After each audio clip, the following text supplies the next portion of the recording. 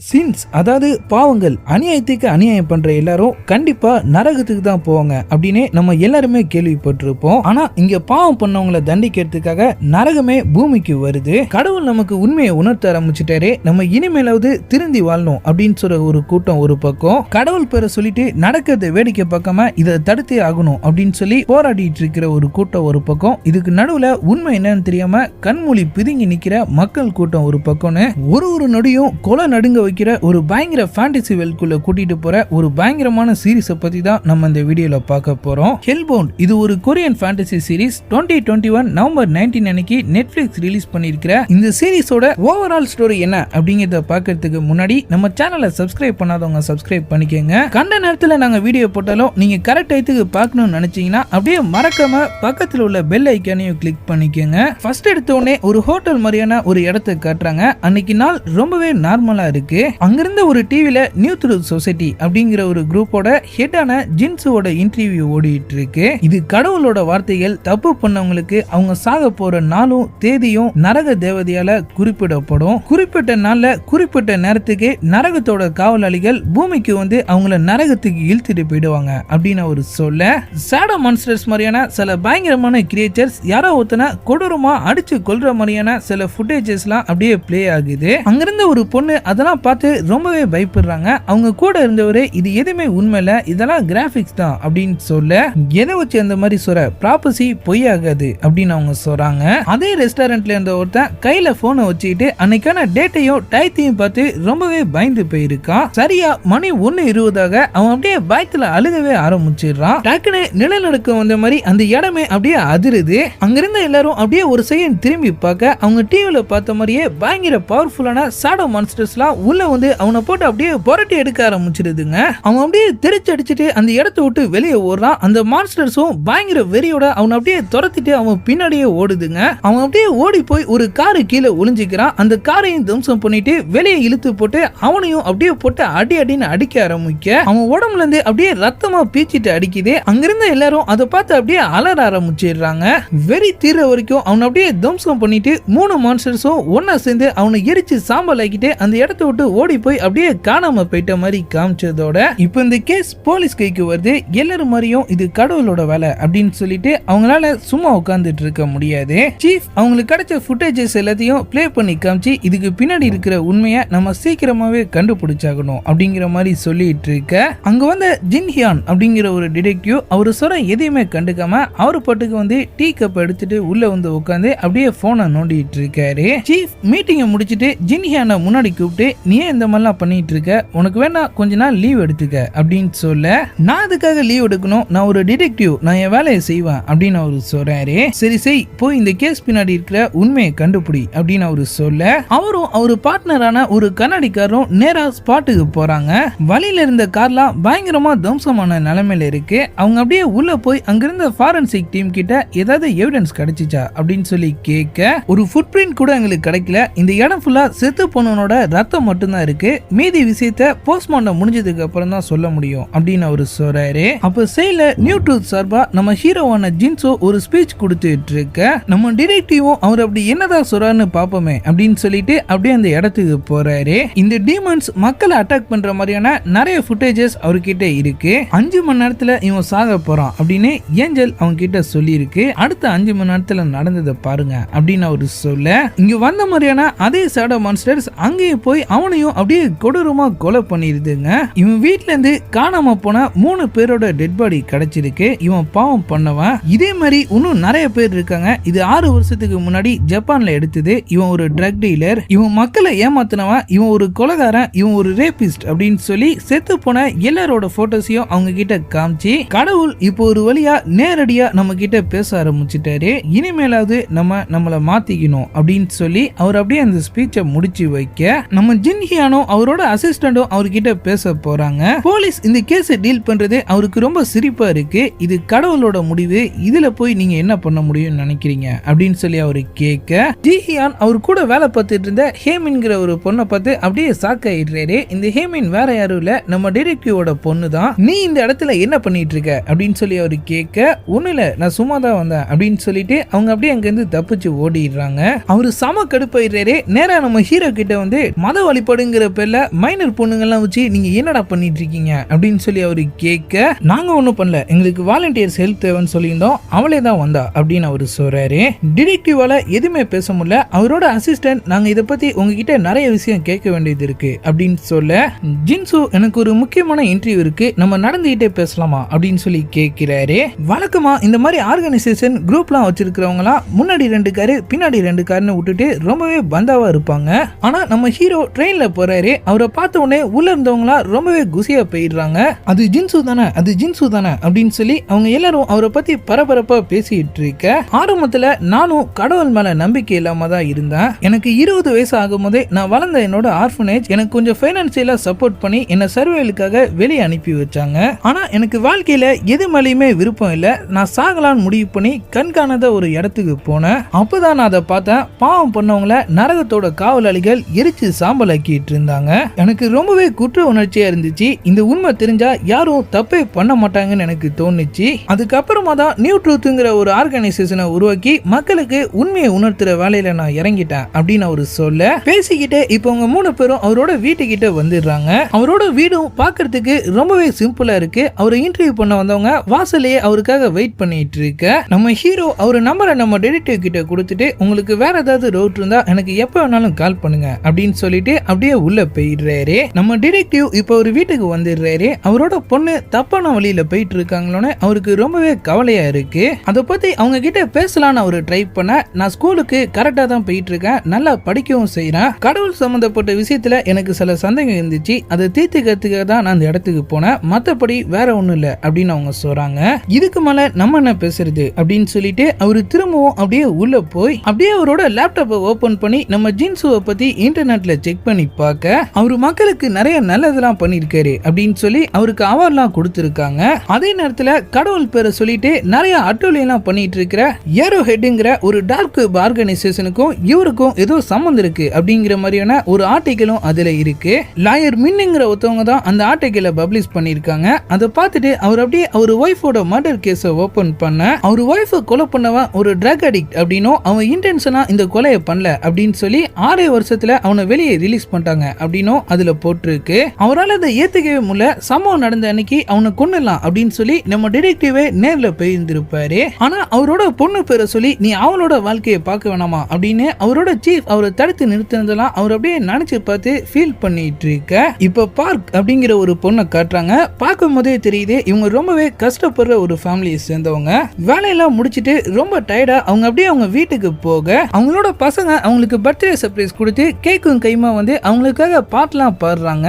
பார்க்குக்கு ரொம்பவே சந்தோஷமா இருக்கு. அவங்க அப்படியே அவங்கள கட்டி பிடிச்சி ஃபீல் பண்ணிட்டு இருக்க, திடீர்னு அவங்க பின்னால இருந்து நம்ம ஹீரோ சொன்ன அந்த ஏஞ்சலோட உருவம் அப்படியே வெளிச்சத்துக்கு வருது. பார்க் இன்னிலிருந்து சரியா 5 நாள்ல மதியம் 3 மணிக்கு நீ இறந்துருவ அப்படின்னு சொல்லிட்டு அது அப்படியே அங்கிருந்து காணாம போக, இப்ப ஏரோ ஹெட்ங்கிற அந்த டார்க் வெப்பை காட்டுறாங்க. யாரோ ஒருத்தன் இருட்டுக்குள்ள உட்காந்துக்கிட்டு மூஞ்சி ஃபுல்லா ரேடியம் பெயிண்ட்லாம் அடிச்சிட்டு, கடவுள் இப்போ ஒரு வழியா நம்ம இருக்கிற கொரியக்கே வந்து நமக்கு உண்மையை உணர்த்த ஆரம்பிச்சுட்டாரு. இவ்வளவு காலமா நான் சொல்றத பொய்ன்னு சொல்லிட்டு இருந்த மக்கள் எல்லாரும் இப்ப இதை ஏத்துக்கிட்டு தான் ஆகணும், பாவம் பண்ணவங்களை தண்டிக்கிறதுக்கான நாள் வந்துருச்சு அப்படின்னு சொல்லிட்டு அவன் அப்படியே ஒரு வீடியோவை பிளே பண்ணி காட்ட, யாரோ ஒருத்தர் கேமரா முன்னாடி உட்காந்துட்டு சிட்டிக்கு நடுவுல ஒரு பயங்கரமான கொலை நடந்திருக்கு, கடவுள் பேரை சொல்லிட்டு நம்ம அதை வேடிக்கை பார்த்து இல்லாம உடனே ஏதாவது ஆக்ஷன் எடுத்தாகணும் அப்படின்னு அவரு சொல்ல, ஏரோ ஹெட் இவன் கடவுளுக்கு எதிராக பேசுறான், இவன் கண்டிப்பா நரகத்துக்கு தான் போக போறான், ஆனா நம்ம அது வரைக்கும் வெயிட் பண்ண தேவையில்ல, கடவுள் நமக்கான பாதையை காமிச்சிட்டாரு, நம்ம அதுபடியே செய்யலாம் அப்படின்னு அவன் சொல்ல, அவன் ஆளுங்க இன்டர்வியூ கொடுத்தவரை ஒரு இருட்டறையில போட்டு பொலன்னு பொலந்துட்டு இருக்கானுங்க.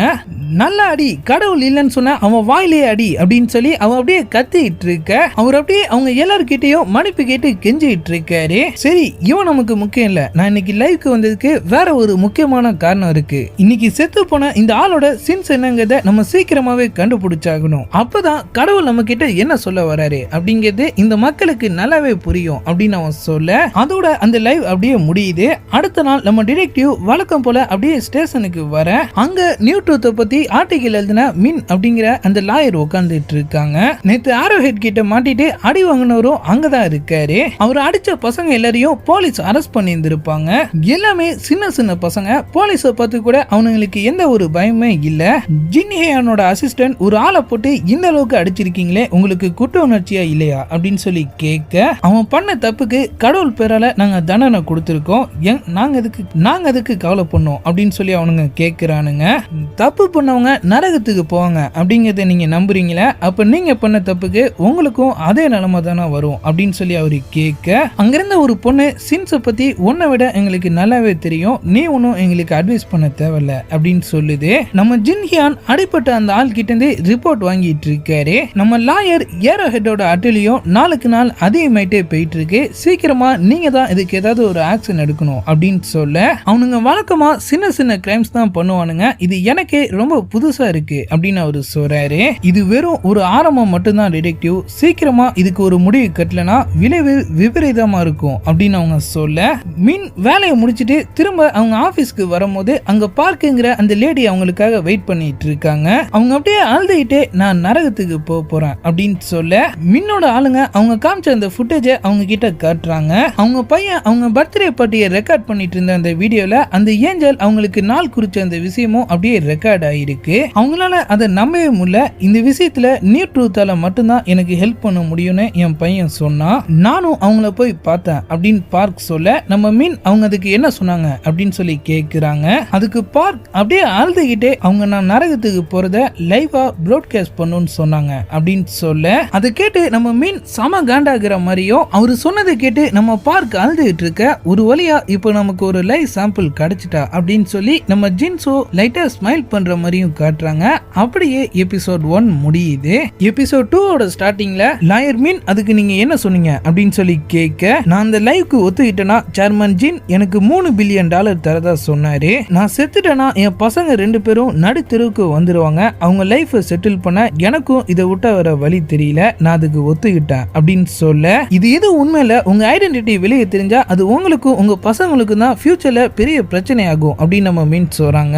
அவங்க கூட இருந்த இன்னொரு லாயர் இல்ல நீங்க இதுக்கு ஒத்துக்கங்க, உங்களுக்கு நிறைய காசு வந்தா நல்லது தானே அப்படின்னு சொல்றாரு. பார்க்கும் நான் அதுக்காக தான் உங்களை பார்க்க வந்தேன், நான் செத்ததுக்கு அப்புறமா அவங்க சொன்ன அந்த காசு என் பசங்க கிட்ட போய் சேருதா இல்லையானே எனக்கு தெரியாது, நீங்க தான் இந்த விஷயத்துல எனக்கு ஹெல்ப் பண்ணும் அப்படின்னு சொல்ல, இந்த டீலுக்கு ஒத்துக்கோ, அவங்க ஒரு போலிங்கிறத நிரூபிக்க நமக்கும் இது ஒரு நல்ல வாய்ப்பா இருக்கும்ல அப்படின்னு சொல்லி அவங்க கூட இருந்த அந்த இன்னொரு லாயர் அவங்க கிட்ட பேசி நம்ம மின்னையும் அதுக்கு ஒத்துக்க வச்சிடுறாரு. பார்க்குக்கு ரொம்பவே கஷ்டமா இருக்கு, அவங்க சாக போற நாளை நினைச்சு அவங்க அப்படியே தானம் அழுதுகிட்டே இருக்க, அடுத்த நாள் மைனர் பசங்களை ஸ்டேஷன்ல லாக் பண்ணி வச்சிருக்கதா சொல்லி நம்ம சீஃப் உட்பட போலீஸ் ஸ்டேஷன்ல இருந்த எல்லாருக்குமே நிறைய லீகல் கால் த்ரெட்னிங் கால்ஸ்னு கால் மேல காலா வந்துகிட்டே இருக்கு. என் பர்சனல் நம்பர்லாம் இவனுங்களுக்கு எப்படி தெரிஞ்சு அப்படின்னு சொல்லிட்டு சீஃப் அங்கிருந்த எல்லாருமே போனை ஆஃப் பண்ணி வைக்க சொல்ல, ஸ்டார்டிங் சீன்ல டீமன்ஸ் ஊருக்கு நடுவில் வச்சு கொலை பண்ண அந்த ஆளோட போஸ்ட்மார்ட்டம் ரிப்போர்ட் இப்ப ஒரு கைக்கு வருது. ரிப்போர்ட்ல அந்த எலும்பு கூட பூமியை சேர்ந்ததே இல்ல அப்படின்னு சொல்லி போட்டிருக்க, சீஃப் அப்படியே கடுப்பாய் கத்த ஆரம்பிச்சிடுறாரு,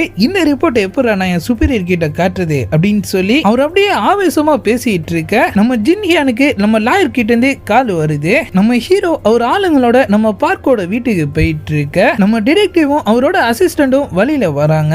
ஜின்சு உங்களுக்கு மீன் தான் கால் பண்ணிருப்பாங்கன்னு நினைக்கிறேன் அப்படின்னு சொல்ல, ஜின்ஹியான் இது ஒரு த்ரெட்னிங் கேஸ், போலீஸ் இல்லாம எப்படி அப்படின்னு சொல்றாரு. அது சரி, பார்க்குக்கு நீங்க $3 பில்லியன் தரதா சொல்லியிருந்தீங்களாம, உங்ககிட்ட எப்படி அவ்வளவு பணம் அப்படின்னு சொல்லி அவரு கேட்க, எங்க ஆர்கனைசேஷன்ல நீங்க நினைச்சு பார்க்க முடியாத அளவுக்கு நிறைய மெம்பர்ஸ் இருக்காங்க, அது மட்டும் இல்லாம உலக பணக்காரங்க பட்டியல இருக்கிற சில பேர் கூட எங்களுக்கு மறைமுகமா சப்போர்ட் பண்றாங்க அப்படின்னு அவரு சொல்றாரு. நம்ம மின்னும் இப்ப அங்க வர அவங்க எல்லாரும் அப்படியே பார்க்கோட வீட்டுக்குள்ள போறாங்க. டிடெக்டிவ் ஓரமா உட்காந்து டீ சாப்பிட்டுட்டு இருக்க, பார்க்கோட பசங்க ரூம்ல உட்காந்து வெளியே என்ன நடக்குதுன்னு அப்படியே ஒட்டு கேட்டுட்டு இருக்காங்க. மின் உங்க லைவ் ப்ராட்காஸ்ட்ல என்ன பிரச்சனை வந்தாலும் சரி, இடையில லைவே கட் ஆனாலும் சரி, நீங்க சொன்ன அமௌண்ட்டை பார்க்குக்கு கொடுத்துதான் ஆகணும் அப்படின்னு சொல்லி எல்லா வகையிலையும் அவங்களுக்கு செக்யூரான ஒரு டீலை ரெடி பண்ண, ஜின்சுவும் அக்ரிமெண்ட்டை பத்திலாம் எனக்கு எதுவும் தெரியாது, அதை என்னோட லாயர் கிட்டே பேசிக்கங்க அப்படின்னு சொல்றாரு. பார்க்கோட பசங்க போட்டோவை பார்த்துட்டு உங்க 2 பசங்களுக்கும் ரொம்ப வயசு வித்தியாசம் இருக்கிற மாதிரி தெரியுது, ஏன் அவ்வளவு கேப் விட்டீங்க, சரி வீடு ஃபுல்லா பசங்க போட்டோவும் உங்க போட்டோ மட்டும்தான் இருக்கு, அவங்களோட அப்பா யாரு அப்படின்னு சொல்லி கேட்க, அவங்களுக்கு அப்பா கிடையாது, நான் சிங்கிள் பேரண்ட் தான் அப்படின்னு அவங்க சொல்றாங்க. அவரு கேட்கிற கேள்விலாம் நம்ம மின்னுக்கு சம காண்டாவது, இதெல்லாம் நீங்க எதுக்கு கேக்குறீங்க அப்படின்னு சொல்லி அவங்க கேட்க, நான் தெரிஞ்சுக்கணும் அவங்க என்ன மாதிரியான பாவம் பண்ணிருக்காங்கன்னு நான் தெரிஞ்சுக்கணும், அந்த பசங்க 2 பேருக்கும் வேற ஒரு அப்பாவா, அந்த ஆள் ஏற்கனவே கல்யாணம் ஆனவரா அப்படின்னு சொல்லி அவரு கேட்க, ரூம்ல இருந்த அவங்க பையன் வெளியே வந்து அப்படியே அவங்க கிட்ட சண்டை போட ஆரம்பிச்சிடுறான். என் அம்மா எந்த தப்புமே பண்ணல, அவங்க எதுக்காக நரகத்துக்கு போனோம் அப்படின்னு அவன் நம்ம ஜின்சு கிட்ட கத்துன்னு கத்த, நம்ம பார்க் பெரியவங்க பேசிட்டு இருக்கும் போது உனக்கு என்ன இங்க வேலை அப்படின்னு சொல்லி அவங்க பையனை திட்டி அவனை திரும்பவும் ரூம்குள்ளேயே விட்டு அப்படியே கதவை சாத்திடுறாங்க. அவங்களுக்கு ரொம்பவே கஷ்டமா இருக்கு. ஜின்சு, நீங்க என்னோட சின்ன எதை வேணாலும் சொல்லிக்கங்க. ஒரு அம்மாவா என் பசங்க லைஃப் செக்யூர் ஆனாலே எனக்கு போதும். இது எனக்கு கிடைச்ச ஒரு அருமையான வாய்ப்பு. நான் சாகிறத பத்தி எனக்கு எந்த கவலையும் இல்ல அப்படின்னு அவங்க சொல்ல, ப்ராட்காஸ்டுக்கான அக்ரிமெண்ட் வேலையெல்லாம் முடிச்சிட்டு நம்ம ஹீரோவும் அவர் ஆளுங்களும் அப்படியே அங்கிருந்து கிளம்பிடுறாங்க. நம்ம மின்னுக்கும் அவங்களோட அசிஸ்டன்ட்டுக்கும் சம கடுப்பாவது. இவன் எதுக்காக இந்த மாதிரிலாம் பண்ணிட்டு இருக்கான்? இந்த லைவை ஏற ஹெட்டும் அவனை ஃபாலோ பண்ற பைத்தியக்கார கூட்டத்தையும் தவிர வேற யாருமே கவர் பண்ண மாட்டாங்க அப்படின்னு சொல்ல, அன்னைக்கு ஏற ஹெட்டோட லைவ் ஸ்ட்ரீமிங்ல நியூ ட்ரூத் ஒரு வழியா ஏஞ்சல்ஸால நாள் குறிக்கப்பட்ட ஒரு ஆளை கண்டுபிடிச்சிட்டாங்க. இன்னும் ஒரு சில நாள்ல உலகத்துக்கே உண்மை என்னங்கிறது தெரிய போகுது. இப்போ நமக்கு தெரிய வேண்டியதெல்லாம் ஒரே ஒரு விஷயம் மட்டும்தான். நாள் குறிக்கப்பட்ட அந்த ஆள் யாரு, அவன் செஞ்ச சின் என்ன அப்படின்னு சொல்லி அவன் கேட்க, அவனோட ஃபாலோவர்ஸ்ல ஒருத்தன் அவங்க பேரு அவங்க பசங்களோட பேரு சிங்கிள் மதர் ஆனா 2 பயாலஜிக்கல் ஃபாதர் அப்படின்னு அவங்கள பத்தின எல்லா டீடைல்ஸையும் அனுப்பி விட்டுறான். இந்த வேலையை பண்ணது வேற யாரும் இல்ல, நம்ம ஜின்ஹியான் கூட சுத்திட்டு இருக்கிற அந்த கண்ணாடி போட்ட டிடெக்டிவ் தான் அப்படிங்கிற மாதிரி காமிச்சதோட நம்ம பார்க்கோட பேர் இப்ப சோசியல் மீடியால பயங்கர வைரல் ஆக ஆரம்பிச்சிருது. இந்த விஷயம் நம்ம மின்னுக்கு தெரிய வர அவங்க உடனே அவங்க பசங்களை பார்சல் பண்ணி ஆகணும் அப்படின்னு சொல்லி நைட்டோட நைட்டா நம்ம டிடெக்டிவ்க்கு இன்ஃபார்ம் பண்ணிட்டு அவங்களை கூட்டிட்டு அப்படியே ஏர்போர்ட்டுக்கு கிளம்பிடுறாங்க. அவங்க போட்டோ முதற்கொண்டு இப்ப எல்லா விஷயமே ஏற வெப்சைட்டுக்கு கிடைச்சிருது. அவங்க பையன் கையில லைட்டா காயப்பட்டிருக்கிறத பார்த்துட்டு, நீனா அந்த பசங்களை அபிசோர பண்ணிருக்கியா, இந்த பிரச்சனைல இருந்து தப்பிச்சு வர்றதை விட்டுட்டு மரியாதையா உன் பாவத்தை விட்டுக்கிட்டு மன்னிப்பு கேளு அப்படின்னு சொல்லி அவன் அப்படியே கதறிட்டு இருக்க, நம்ம ஜின்சுனும் ஜின்ஹியானோட பொண்ணான ஹீஜினும் இப்ப ஏதோ ஒரு இடத்துக்கு வந்திருக்கிற மாதிரி காட்டுறாங்க. அவங்க முன்னாடி ஒரு மொட்டை நடந்து போயிட்டு இருக்கான். நம்ம ஹீரோ அவங்கள பார்த்து, இவன் தான் உன் அம்மாவை கொன்னதா அப்படின்னு சொல்லி கேட்க, அவங்களும் எனக்கு சரியா ஞாபகம் இல்ல, ஆனா இவன மாதிரி தான் இருக்கு அப்படின்னு சொல்றாங்க. அவனை பார்த்தா அவன் தப்பா நினைச்சு ஃபீல் பண்ற மாதிரி தெரியல, நீயே அவனை ஃபீல் பண்ணவை அப்படின்னு அவரு சொல்ல, ஹேஜியான் அவனை அப்படியே ஃபாலோ பண்ணி போய் அவன் கழுத்திலேயே பயங்கர பவர்ஃபுல்லான சாக்கு கொடுத்து அவனை அப்படியே மயக்கமாக்கிடுறாங்க. நம்ம மீன் இப்ப ஏர்போர்ட்டுக்கு வந்துட்ட மாதிரி தெரியுது. பார்க்க கார்லயே ஒளிஞ்சுக்க சொல்லிட்டு அவங்க பசங்களை யாருக்குள்ளயும் படாம அப்படியே உள்ள கூட்டு போக, வழியில வரவங்களாம் அவங்களையே அப்படியே குறுகுறுன்னு பாக்குற மாதிரி தெரியுது. பிளைட் வாசல் வரைக்கும் கூட்டு போய் அவங்க 2 பேரையும் சேஃபா உள்ள அனுப்பி வச்சுட்டு அவங்க அப்படியே திரும்பி வர, அதுக்குள்ள நம்ம டிடெக்டிவும் இப்ப அங்க வந்துடுறாரு. பார்க்குக்கு ரொம்பவே கஷ்டமா இருக்கு. இதான் நான் என் பசங்களை கடைசியா பார்க்கறதுன்னு நினைக்கிறேன். நான் உங்களுக்கு ஒரு குட் பை கூட சொல்ல, கடைசி வாட்டியா நான் உங்களை ஒரு வாட்டி ஹக் கூட பண்ணல அப்படின்னு சொல்லி அவங்க அப்படியே அழுதுகிட்டு இருக்க, நம்ம மின்னும் டிடெக்டிவும் அவங்க நிலைமையை நினைச்சு ரொம்பவே ஃபீல் பண்றாங்க. ஜின்சூன் ஹேஜியானை கொன்னவனை மயக்கமாக்கி அவன் அப்படியே உயிரோடைய ஒரு எலக்ட்ரிக் சுடுகாடுக்குள்ள தள்ளி கதற கதற அவன் அப்படியே எரிச்சு சாம்பலாக்க, ஹேஜனும் அவன் சாகத்தை பார்த்து அப்படியே சந்தோஷமா சிரிச்சிட்டு இருக்காங்க.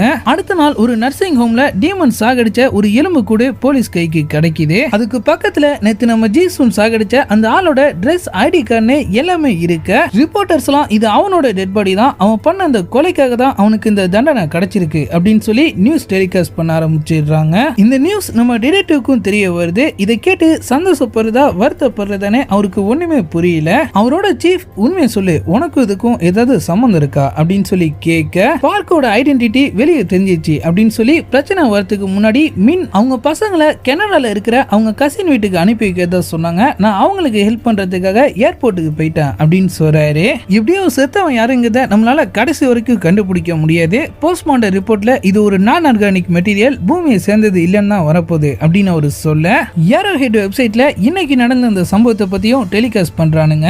உனக்கு இன்னும் ஒரு நாள் தான் இருக்கு பார்க், தயவு செஞ்சு இப்பயாவது நீ செஞ்ச பாவத்தை ஒத்துக்கிட்டு கடவுள் கிட்ட மன்னிப்பு கேளு, அப்படி இல்லனா இவன் நிலைமை தான் உனக்கும் வரும் அப்படின்னு சொல்லி அவன் அப்படியே கதறிட்டு இருக்க, மக்கள்லாம் ஒண்ணு சேர்ந்து பார்க் வீட்டு வாசல்ல குமிஞ்சிடுறாங்க. உண்மையை ஒத்துக்கிட்டு மன்னிப்பு கேளு மன்னிப்பு கேளு அப்படின்னு சொல்லி அவங்க எல்லாரும் அப்படியே கத்திட்டு இருக்க, பார்க் அவங்க நிலைமையை நினைச்சு அப்படியே அழுதுகிட்டு இருக்காங்க. வெளியே மக்கள் மட்டும் இல்லாம எல்லா நேஷனல் மீடியாஸும் அப்படியே குமிஞ்சிடுது. நம்ம மின்னுக்கும் அவங்களோட அசிஸ்டன்ட்டுக்கும் ரொம்பவே சாக்கா இருக்கு. நடக்கிறதெல்லாம் பார்த்தா இதெல்லாம் உண்மைதான் போலயே அப்படின்னு சொல்லி அவங்க அப்படியே பயந்துட்டு இருக்க, நம்ம டிடெக்டிவ் உண்மையிலேயே செத்தது அவன் தானா அப்படிங்கிறத இப்ப கண்டுபிடிக்க ட்ரை பண்ணிட்டு இருக்காரு. பக்கத்துல இந்த ஸ்டேஷன்ல பேசி அவன் வீட்டுக்கிட்ட உள்ள சர்வேலன்ஸ் ஃபுட்டேஜஸ் எல்லாத்தையும் அவருக்கு அனுப்பி வைக்க சொல்ல, டக்குன்னு ஜன்னலை உடைச்சிட்டு ஒரு பெரிய கல்லு வந்து அப்படியே உள்ள உழுவுது. என்னன்னு யோசிக்கிறதுக்குள்ள ஏரோஹெட்டோட ஆளுங்க அப்படியே உள்ள புந்து அங்க உள்ள எல்லா ஆபீசர்ஸையும் அப்படியே காலி பண்ண ஆரம்பிச்சிடுறானுங்க. லாக் பண்ணி வச்சிருக்கிற அவங்க ஆளுங்களை ரிலீஸ் பண்ண சொல்லி அவங்க அப்படியே அந்த ஸ்டேஷனையே துவம்சம் பண்ணிட்ட மாதிரி காமிச்சதோட, இப்ப நம்ம பார்க்குக்கு குறிக்கப்பட்ட அந்த கடைசி நாளும் வந்துருது. நியூ ட்ரூத் நடக்க போற சம்பவத்தை எல்லாருமே பாக்குற மாதிரி அவங்க வீட்டை ரெடி பண்ணிட்டு அவங்களுக்கு ஹை டொனேஷன் பண்ற விஐபிஸ் எல்லாரையும் அங்க கூப்பிட்டு முன்னாடி சீட்ல உட்கார வைக்க உலகமே இது உண்மையா பொய்யான்னு தெரிஞ்சுக்கிறதுக்காக வெளியே வெயிட் பண்ணிட்டு இருக்கு. நம்ம பார்க்கும் இப்ப அந்த இடத்துக்கு வந்துடுறாங்க. அவங்களுக்குன்னு அங்க தனியா ஒரு சேர் இருக்கு. அவங்க அப்படியே அதுல போய் உட்கார அங்கிருந்து நம்ம ஜின்ஹியான் அந்த இடத்தை சுத்தி போலீஸ் ப்ரொடக்ஷன் ரெடி பண்ணிட்டு இங்க கண்டிப்பா நம்ம நினைக்கிற மாதிரி எதுவுமே நடக்க போறது இல்ல, அதையும் மீறி ஏதோ தப்பா இருக்குன்னு உங்களுக்கு தோணுச்சுன்னா பார்க்க காப்பாத்துறதுக்காக நீங்க என்ன வேணாலும் ஆக்ஷன் எடுங்க, அதை பத்தி எனக்கு கவலையே இல்ல அப்படின்னு சொல்லி அவங்க எல்லாரையும் ஹை அலர்ட்ல இருக்க சொல்றாரு. கவுண்டவுனும் இப்ப ஸ்டார்ட் ஆயிடுது. 10, 9 ஆரம்பிச்சு 3, 2, 1 0 அப்படின்னு டைம் முடிய அப்படியே எபிசோட் 2 முடியுது. எபிசோட் 3 ஸ்டார்டிங்ல நம்ம பார்க் இப்ப அவங்க இடத்துக்கு வராங்க. லைவ் ஓடிட்டு இருக்கு. கவுண்டவுனும் ஸ்டார்ட் ஆகி 3, 2, 1 0 அப்படின்னு சொல்லி முடிய அவங்க யாருமே எதிர்பார்க்காத அளவுக்கு டக்குன்னு செவுத்து உடைச்சிட்டு ஷேடோ டீமன்ஸ் அந்த இடத்துக்கு வந்து நம்ம பார்க்க போட்டு சமாடி அடிக்க ஆரம்பிச்சிருதுங்க. அங்கிருந்த எல்லாருமே அதை பார்த்து அப்படியே கதறிட்டு இருக்க அது அப்படியே அவங்க கையெல்லாம் குத்தி கிழிச்சு அவங்களை கொடூரமா சித்திரவதை பண்ண ஆரம்பிச்சிருது. போலீஸ்க்கு ஒரு செகண்ட் ஒண்ணுமே புரியல. அவங்களும் அந்த டீமன்ஸ் மேல ஷூட் அவுட் பண்றாங்க. ஆனா அதுக்கு எதுவுமே ஆன மாதிரி தெரியல. நம்ம ஜின்ஹியானோட அசிஸ்டன்ட் அதை பார்த்து இது எல்லாமே அப்ப உண்மைதான் அப்படின்னு சொல்லி அப்படியே சிரிச்சிட்டு இருக்க நம்ம டிடெக்டிவும் முன்னாடி போய் அதை அப்படியே ஷூட் பண்றாரு. ஆனா அந்த டீமன் அவரையும் அப்படியே அடிச்சு பறக்க விட்டுருது. குத்து உயிரும் கொலை உயிருமா நம்ம பார்க் அப்படியே துடிச்சிட்டு இருக்க அந்த 3 டீமன்ஸும் ஒன்னா சேர்ந்து வெறி தீர அவங்கள போட்டு அடி அடின்னு அடிச்சுட்டு நரகத்தோட நெருப்பால அவங்கள அப்படியே எரிச்சு சாம்பல் ஆகிட்டு கூட்டத்து மேல பாய போற மாதிரி வந்து அப்படியே அந்த இடத்தை விட்டு காணாம போக ஒட்டுமொத்த கொரியாவுமே அப்படியே ஒரு செகண்ட் நடுங்கி போயிடுது. அந்த கண்ணாடி போட்ட டிடெக்டிவ் அப்படியே முன்னாடி வந்து கடவுள் முன்னாடி மண்டிட்டு மன்னிப்பு கேட்க அங்க உள்ள விஐபிஸ் மக்கள் எல்லாருமே அப்படியே மண்டிட்டுறாங்க. நம்ம டிடெக்டிவும் இப்ப மயக்கம் தெரிஞ்சு அவர் வீட்டுக்கு போயிடுறாரு. 2 நாளா அவர் பொண்ணை வர காணோம், இவ்வளவு பெரிய சம்பவம் நடந்துட்டு இருக்கு, அவ எங்க போயிட்டா அப்படின்னு சொல்லி அவங்க போனுக்கு ட்ரை பண்ணி பார்த்துட்டு பயங்கர டயர்டோட அப்படியே பெட்ல சாஞ்சிடுறாரு. அடுத்த நாள் சிட்டியே வெறிச்சோடி போயிருக்கு. அவர் அப்படியே ஒரு வண்டி எடுத்துட்டு நேரா ஸ்டேஷனுக்கு போக அங்கேயும் யாருமே இல்ல. டிவி ஆன் பண்ணா ஓவர் நைட்ல உலகம் ஃபுல்லா ஃபேமஸான நம்ம ஜின்சுவை பத்தி தான் நியூஸ் ஓடிட்டு இருக்கு. ஃபயர் ஆக்சிடென்ட் நடந்த பில்டிங்ல இருந்து குழந்தைய காப்பாத்தினது, ஒரு கில்லர் கிட்ட பேசியே அவர் மனசை மாத்தி விக்டிமை காப்பாத்தினது அப்படின்னு சொல்லி அவர் பண்ண எல்லா விஷயத்தையும் சொல்லி காமிச்சிட்டு இந்த சம்பவத்தை பத்தியும் அவரு ரொம்ப காலமா பேசிட்டு தான் இருக்காரு. இத பத்தி நம்ம நேரா அவர்கிட்டே கேட்டலாம் அப்படின்னு சொல்லி நம்ம ஹீரோவை லைவா இன்டர்வியூ பண்ண கடவுள் மூலியமா எனக்கு வந்த மெசேஜ் தான் நான் மக்களுக்கு தெரியப்படுத்தினேன். பாவம் பண்ணாதீங்கன்னு கடவுள் நம்ம கிட்ட எவ்வளவு சொன்னாரு, ஆனா நம்ம கேட்கிற மாதிரியே இல்ல. இப்ப அவரே அதுக்கான தண்டனையும் நேரடியா கொடுக்க ஆரம்பிச்சுட்டாரு. இனிமேலாவது நம்மள மாத்திக்கணும் அப்படின்னு அவரு சொல்ல ரிப்போர்ட்டர் இதுக்கு முன்னாடி செத்தவங்களோட சீன்ஸ்லாம் நமக்கு தெரியும், ஆனா அந்த பார்க்குங்கிறவங்க என்ன பண்ணாங்க அப்படின்னு சொல்லி கேக்குறாங்க. அப்ப நம்ம ஜின்ஹியானுக்கு அவர் கேட்ட அந்த சிசிடிவி ஃபுட்டேஜ் வருது. அவர் அப்படியே அதை பிளே பண்ணி பார்க்க அவர் ஒய்ஃபை கொன்னவன மயக்கமாக்கி இழுத்துட்டு போனது அவரு பொண்ணுதான் அப்படிங்கிற மாதிரி அதுல ரெக்கார்ட் ஆயிருக்கு. ஆனா அவங்க முகம் மட்டும் அதுல சரியா தெரியல. ஜின்சு நியூ ட்ரூத் உண்மையை கண்டுபிடிக்க ட்ரை பண்ணிட்டு தான் இருக்கு. கவர்மெண்ட்டும் ப்ராசிக்யூஷன் சைட்ல இருந்து உடனே ஆக்ஷன் எடுத்து பார்க்கோட சின்ன கண்டுபிடிக்க எங்களுக்கு ஹெல்ப் பண்ணா நல்லா இருக்கும் அப்படின்னு சொல்லிட்டு அவர் அப்படியே கேமராவை அட்ஜஸ்ட் பண்ண பின்னாடி நம்ம ஹீஜின் போட்டுட்டு இருந்த அந்த ட்ரெஸ் தொங்கிட்டு இருக்கிறத நம்ம டிடெக்டிவ் பாக்குறாரு. அப்ப நம்ம பொண்ணை இவன் தான் என்னமோ பண்ணிருக்கான் போல அப்படின்னு சொல்லி பக்கத்துல இருந்த ஒரு கம்பி மாதிரியான ஒரு பொருளை எடுத்துக்கிட்டு நேரா ஜின்னோட வீட்டுக்கு போக ஏரோ ஹெட்ல அன்னைக்கு நடந்த சம்பவத்தப்ப எல்லாருமே கடவுள் முன்னாடி மண்டிட்டதையும் நம்ம மின்னும் அவங்களோட அசிஸ்டன்ட் மட்டும் அங்க நின்னுட்டு இருந்ததையும் போட்டு காமிச்சு இவங்க கடவுளை எதிர்க்கிறாங்க, கண்ணு முன்னாடி நடந்த அதிசயத்தை இவங்க நம்ப மாட்டாங்க அப்படின்னு சொல்லி அவங்களையும் அந்த டீமன்ஸ் ஷூட் பண்ண ட்ரை பண்ண நம்ம ஜின்ஹியானையும் நரகத்துக்கு அனுப்ப சொல்லி அவனோட ஃபாலோவர்ஸ் கிட்ட சொல்ல அடுத்த நாள் சோசியல் மீடியாவோட சர்ச் ஹிஸ்டரியில நம்ம மின்னோட பேரு இப்ப ட்ரெண்டிங்க்கு வந்துருது.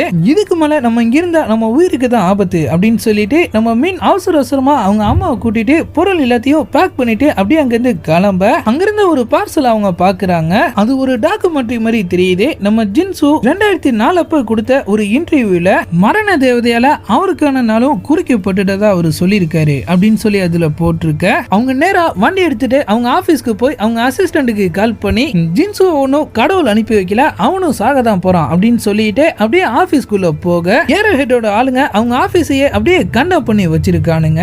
அது சரி நீ இப்ப எங்க இருக்க அப்படின்னு சொல்லி அவங்க கேட்க அவங்க அசிஸ்டன்ட் சிட்டிக்கு நடுவுல ஏதோ ஒரு இடத்துல உடம்பு ஃபுல்லா ரத்தம் வழிய அப்படியே கீழே கிடக்காரு. இந்த விஷயத்தை இதோட விட்டு நீ தப்பிச்சு போ அப்படின்னு அவரு சொல்ல சுத்தி இருந்தவங்களாம் அவர் அப்படியே வீடியோ எடுத்துட்டு இருக்கிற மாதிரியும் அவருக்கு பக்கத்துல அவரை மார்க் பண்ண மாதிரி ஒரு பெரிய ரெட் கலர் ஏரோ மார்க் போட்டிருக்கிற மாதிரியும் காட்டுறாங்க. நம்ம மீன் பதறி போய் அப்படியே கீழே ஓடி வந்து பார்க்க ஏரோ ஹெட்டை சேர்ந்த சில பொடி பசங்க அங்க வந்து அவங்க அம்மாவை இழுத்து போட்டு சமாடி அடிச்சிட்டு இருக்கானுங்க.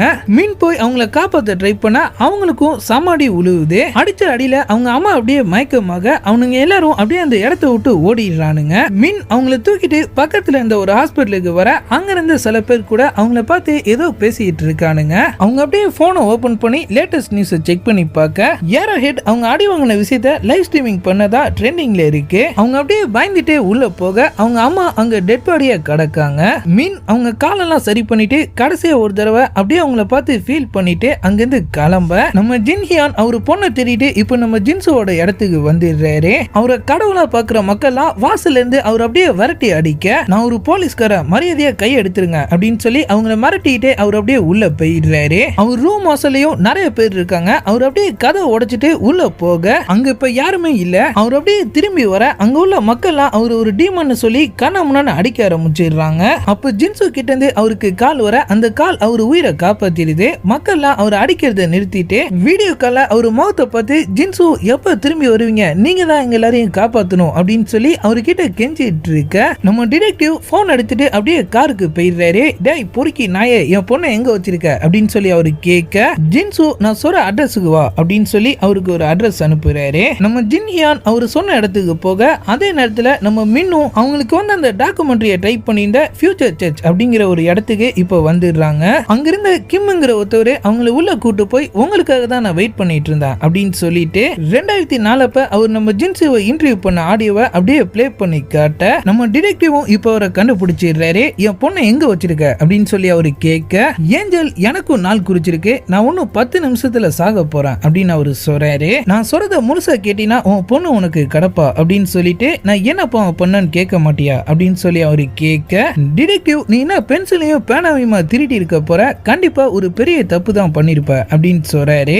ஜின்சு அப்படியே சிரிச்சுக்கிட்டு 20 வருஷத்துக்கு முன்னாடி ஏஞ்சல் திடீர்னு என் முன்னாடி வந்துச்சு, நான் சாக போற நாளையும் டயத்தையும் சொல்லிட்டு அது காணாம போயிடுச்சு அப்படின்னு அவரு சொல்ல கிம்ங்கிறவரு இப்ப அந்த ஆடியோவையும் பிளே பண்ணி காட்டுறாரு. அதுலயும் நம்ம ஜின்சு அதே தான் சொல்லியிருக்காரு. நம்ம மீன் அந்த ஆடியோ காப்பி எனக்கு தர முடியுமா அப்படின்னு சொல்லி கேட்க அவர் அப்படியே சிரிச்சுக்கிட்டு அதை அப்படியே ரீசைக்கிள் பின்ல போட்டு ஒரே அடியா பர்மனன்ட் டெலீட் கொடுத்துடுறாரு. நீங்க சொல்றது தப்பு டிடெக்டிவ், இன்னைக்கு வரைக்கும் நான் என் வாழ்க்கையில எந்த பாவமே பண்ணது கிடையாது.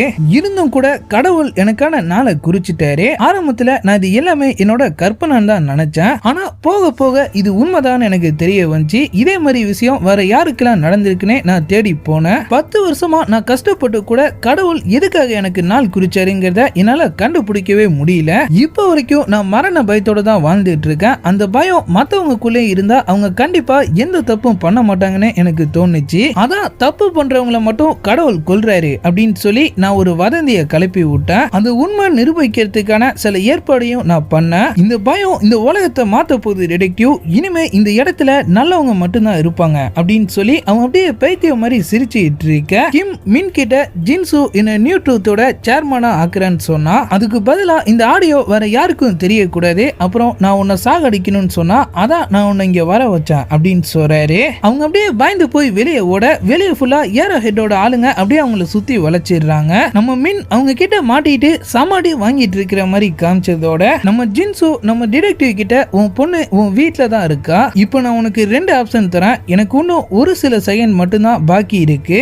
டீமன்ஸ் என்ன சாகடிக்கிறத வீடியோ எடுத்து பாவம் பண்ணவங்களை மட்டும்தான் இதுங்க சாகடிக்கும் அப்படிங்கிறது பொய்ங்கிறத நீ மக்களுக்கு நிரூபிச்சு காட்டலாம். என் கூட என்னோட கடைசி மிஷன்ல வேலை செஞ்சதுக்காக நீ உன்னோட பொண்ணை அரெஸ்ட் பண்ணணும். மக்கள் எல்லாரும் என்னரமோ பயத்திலே வாழ்ந்துட்டு இருப்பாங்க. அப்படி இல்லனா நான் செத்த விஷயத்த நீ யாருக்கிட்டயுமே சொல்லக்கூடாது. பாவம் பண்ணவங்களை மட்டும்தான் டீமன்ஸ் கொல்லும் அப்படிங்கிற எண்ணத்தோட மக்கள் கடைசி வரைக்கும் திருந்தி வாழுவாங்க. அது ஒரு புது உலகத்தை உருவாக்கும் அப்படின்னு அவன் சொல்ல நம்ம ஜின்ஹியான் ஆப்ஷன் 2 செலக்ட் பண்ணிடுறாரு. டீமன்ஸ்லாம் டக்குன்னு அந்த இடத்துக்கு வந்து அவனை போட்டு சமாடி அடிக்க ஆரம்பிக்க அமைதியா அது எல்லாத்தையும் அவர் அப்படியே வேடிக்கை பார்க்கிறாரு. வெறி தீர வரைக்கும் அடிச்சுட்டு வழக்கம் போல அதுங்க அவரையும் அப்படியே எரிச்சு சாம்பலாக்க அவரை பத்தின உண்மை தெரிஞ்ச நம்ம மீன் செத்து போய் ஒரு குளத்துக்கிட்ட கடக்கிற மாதிரியும் உண்மை தெரிஞ்ச இன்னொரு ஆளான நம்ம ஜின்ஹியான் அவரு வீட்டுக்கு வந்து அமைதியா அவரு பொண்ணு கூட சேர்ந்து ஒரு நார்மலான லைஃபை வாழ இப்ப ரெடி ஆயிட்ட மாதிரியும் காட்டுறாங்க. அப்படியே எபிசோட் 3 முடியுது. சாரி கைஸ், நான் இந்த சீரீஸை பேச ஆரம்பிக்கும் போதே ஒரே வீடியோவா முடிச்சிடலாம் அப்படின்னு சொல்லி தான் ஆரம்பிச்சேன். ஆனா நேரம் என்ன 2 பார்ட்டா பிரிக்க வச்சிருச்சு. இதுக்கப்புறம் என்ன நடக்கும் அப்படிங்கறத யூகிக்கவே முடியாத அந்த செகண்ட் பார்ட்டை நம்ம நாளைக்கான வீடியோவை பார்த்து தெரிஞ்சுக்கலாம். அது வரைக்கும் குட் பை.